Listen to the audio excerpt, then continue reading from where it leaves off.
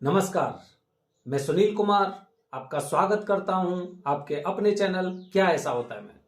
दोस्तों, जैसे हम अंगारक दोष की बात कर रहे थे, ध्यान रखना किसी की गलत फहमी में पड़ने की जरूरत नहीं है आपको।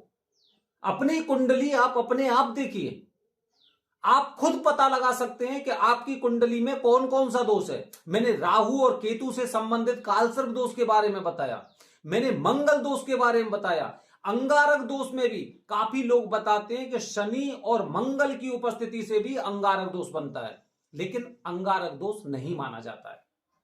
दोस्तों, जैसे पिछले वीडियो मैंने आपको बताया कि मंगल के साथ राहु की उपस्थिति आपकी कुंडली में अंगारक दोष का निर्माण करती है। इंसान को किसी मतलब का नहीं छोड़ती है, किसी घर का नहीं छोड़ती है। अंगारक दोष ऐसा होता है। आज मैं अपनी वीडियो के माध्यम से आपको बताने जा रहा हूं, मंगल के साथ केतु की उपस्थिति सबसे ज्यादा दुष्प्रभाव आपके जीवन में कब आने वाला है, कौन से तरह का अंगारक दोष आपके जीवन को बर्बाद कर सकता है। सबसे पहले राहु और केतु की बात करते हैं ना, तो राहु और केतु में आपको दो बातें ध्यान रखनी चाहिए हमेशा, मात्र दो बातें। हमारे गर्दन से ऊपर का हिस्सा राहु और गर्दन से नीचे का हिस्सा जो धड़ होता है हमारा, वो केतु। क्योंकि राहु और केतु कोई अलग अलग लोग नहीं थे, एक ही इंसान था, एक ही राक्षस थे, जिसे भगवान विष्णु ने समुद्र मंथन के समय पर उसका मस्तक धड़ से अलग कर दिया था। ऊपर का हिस्सा राहु और नीचे का हिस्सा केतु। तो दोस्तों, जिस तरह से राहु और मंगल की उपस्थिति, एक क्रूर ग्रह और एक गर्म ग्रह, आपके दिमाग को इतने गुस्से में भर देंगे कि आपको यह पता नहीं रहेगा कि आपने अच्छा कार्य किया या गलत कार्य किया। गुस्से में पागल हो जाते हैं, क्योंकि आपका दिमाग आपके कंट्रोल में ही नहीं है और आप अपना ही नुकसान करने वाले हैं। इतना गुस्सा करते, इतना गुस्सा आपको आएगा कि हो सकता है कि आप अपना नुकसान खुद ही करें हर प्रकार से। अगर केतु की बात करते हैं, मंगल के साथ केतु, केतु मतलब नीचे की हिस्सा। अब ये लोग क्या करते हैं, अगर आपके परिवार में भी कुछ ऐसे लोग हैं जो गुस्से में अपना खुद का नुकसान करते हैं, चीजों को तोड़ते हैं, फोड़ते हैं, चीजों को फेंक फेंक कर मारते हैं, तो आप समझ जाना इन पर मंगल केतु का अंगारक दोष है। जिन लोगों की कुंडली में मंगल के साथ केतु की उपस्थिति होती है, ये लोग मुख से अपने से ज्यादा गर्मी नहीं दिखाते, ज्यादा क्रोध नहीं करते। इनका क्रोध ज्यादातर इनका शरीर दिखाता है। और ऐसे ही लोग होते हैं जो समय समय पर आत्महत्या की धमकी देते हैं, ये ऐसे कार्य भी कर लेते हैं, मतलब उतारू हो जाते हैं। आत्महत्या करने पर ये एकदम उतारू हो जाते हैं, क्योंकि इनका शरीर चलता रहता है, चलता रहता है, और वो क्रोध को कहीं ना कहीं वो शांत करने के लिए इनका शरीर गलत गतिविधियां करता है। तो दोस्तों, कुंडली में जिस तरह से 12 भाव होते हैं, 12 भावों में अगर मंगल और केतु की युति एक साथ किसी एक घर में हो रही है, तो वो केतु मंगल का अंगारक दोष होता है। लेकिन सबसे खतरनाक अगर मैं अंगारक दोष की बात करता हूं केतु और मंगल की उपस्थिति में, ध्यान रखिए कि अगर 9वें भाव में केतु या फिर 12वें भाव में केतु है, तो आपको डरने की ज्यादा आवश्यकता नहीं है। यह केतु आपका कुछ ना कुछ हित ही करेगा। बस आपको अपने अंदर की अंतरात्मा की सुननी है कि मैं जो करने जा रहा हूं, या फिर मेरा मन अंदर से जो गवाही दे रहा है, वो मेरे पक्ष की दे रहा है, मेरे लाभ के लिए दे रहा है। इस अंदर की भावना को, अंदर की आवाज को आपको सुनना होगा। तो दोस्तों, इसके अलावा हमारी कुंडली में बचे 10 भाव। 10 भाव में जब राहु, वो केतु और मंगल की उपस्थिति होती है, तो उसी के अनुसार इसके अलग अलग प्रभाव होते हैं।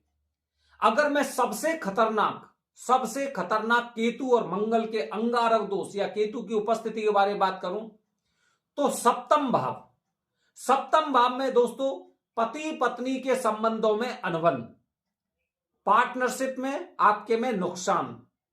ये ऐसे लोग होंगे जिनकी कुंडली में, अगर सप्तम भाव में केतु की बात करता हूं, कि ये लोग जैसे पति पत्नी होते हैं, काफी बार कोई दोनों में से एक इंसान को गुस्सा आता है लेकिन शांत रहता है, लेकिन वो तोड़ फोड़ करता है।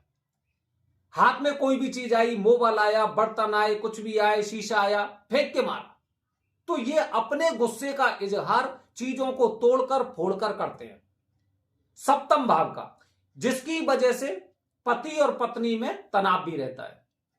अगर मैं 11वें भाव की बात करता हूं, 11वां भाव का केतु भी सबसे खतरनाक होता है। 11वें भाव का केतु और मंगल की युति, क्योंकि 11वां जो स्थान होता है वो होता है हमारे लाभ का, इनकम का, हमारे पास जो पैसा, जो हमारी आय होने वाली है उसका स्थान होता है। यहां पर मंगल और केतु की उपस्थिति से जो अंगारक दोष बना है, उस अंगारक दोष की वजह से आप अपना नुकसान, जो लाभ होने वाला है, उस लाभ पर आपकी कुछ गतिविधियां खुद ही उसको खराब करने के मूड में, वो आप अपने लाभ को खुद ही खत्म करने वाले हैं। जो आपने मेहनत की थी इतने दिनों से, मंगल दोष का जैसे ही प्रभाव आपके जीवन में हुआ या फिर अंगारक दोष का हुआ, तो 11वें भाव की युति आपके लाभ को आपसे ही वंचित कर सकती है।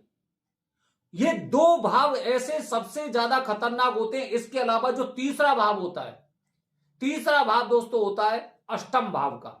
अष्टम भाव को बताया जाता है आयु का भाव। आयु का भाव, वहां पर अगर अंगारक दोष बनता है केतु और मंगल की उपस्थिति से, तो ये वही लोग होते हैं जो बार बार मरने की धमकी देते हैं। ये वही लोग होते हैं, मुंह से कम बोलेंगे लेकिन आत्महत्या करना या फिर लोगों को डराने का कार्य इन लोगों का होता है। तो ये 3 भाव ऐसे होते हैं जहां पर केतु आपका बहुत ज्यादा दुष्प्रभाव दिखाता है।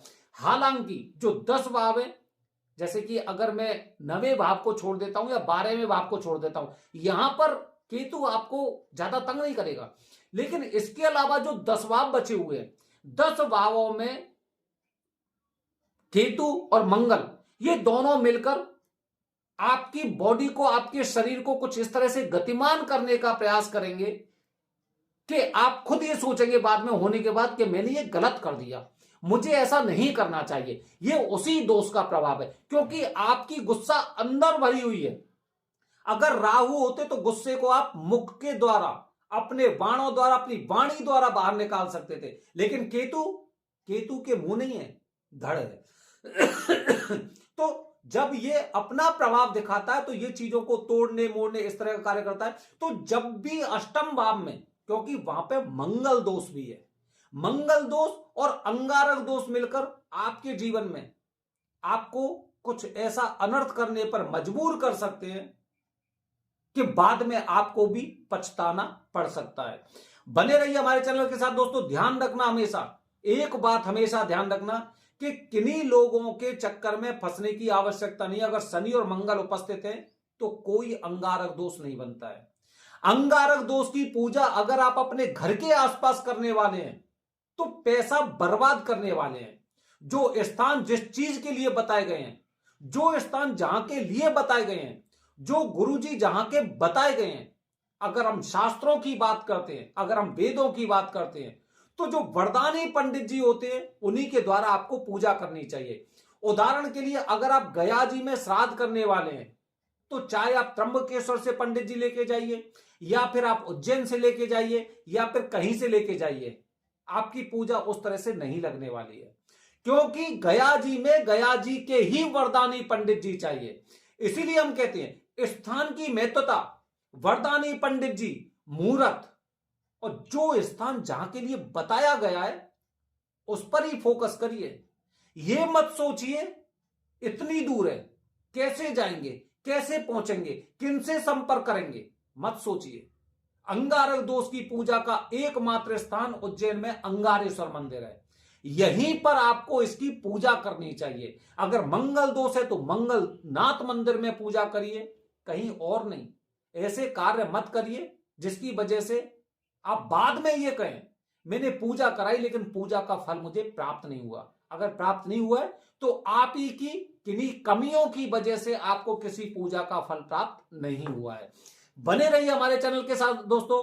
आने वाली वीडियो में बता रहा हूं केंद्रम दोष के बारे में, चंद्र किस तरह से एक इंसान को डिप्रेशन का शिकार बना सकते हैं।